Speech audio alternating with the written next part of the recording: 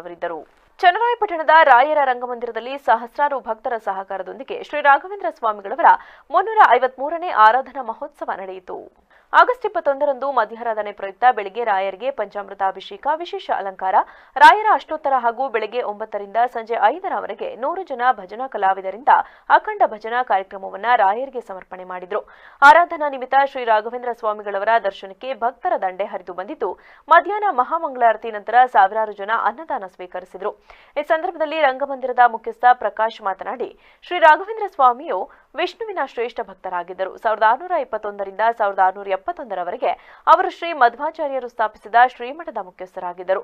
ತಮ್ಮ ಜೀವನದಲ್ಲಿ ಹಲವಾರು ಪವಾಡಗಳನ್ನು ನಡೆಸಿರುವ ಅವರು ಮಧ್ವಾಚಾರ್ಯರ ಬೋಧನೆಗಳ ಮೇಲೆ ಹಲವಾರು ಭಜನೆ ಮತ್ತು ವ್ಯಾಖ್ಯಾನಗಳನ್ನು ರಚಿಸಿದ್ದಾರೆ. ಗುರು ಶ್ರೀ ರಾಘವೇಂದ್ರ ಸ್ವಾಮಿಗಳು 1671ರಲ್ಲಿ ಸಮಾಧಿಯನ್ನ ಪ್ರವೇಶಿಸಿದರು. ಅವರ ಸಮಾಧಿ ಸ್ಥಳವನ್ನ ಬೃಂದಾವನ ಎಂದು ಕರೆಯಲಾಗುತ್ತದೆ ಎಂದರು.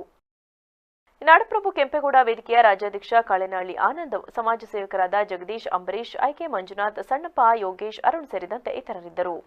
ಚನ್ನರಾಯಪಟ್ಟಣ ಪಟ್ಟಣದ ಪುರಸಭೆಯ ನೂತನ ಅಧ್ಯಕ್ಷರಾಗಿ ಬನಶಂಕರಿ ರಘು ಮತ್ತು ಉಪಾಧ್ಯಕ್ಷರಾಗಿ ರಾಣಿ ಕೃಷ್ಣ ಅವಿರೋಧವಾಗಿ ಆಯ್ಕೆಯಾಗಿದ್ದಾರೆ ಎಂದು ಚುನಾವಣಾ ಅಧಿಕಾರಿ ನವೀನ್ ಕುಮಾರ್ ಘೋಷಿಸಿದರು. ಈ ಸಂದರ್ಭ ಮಾತನಾಡಿದ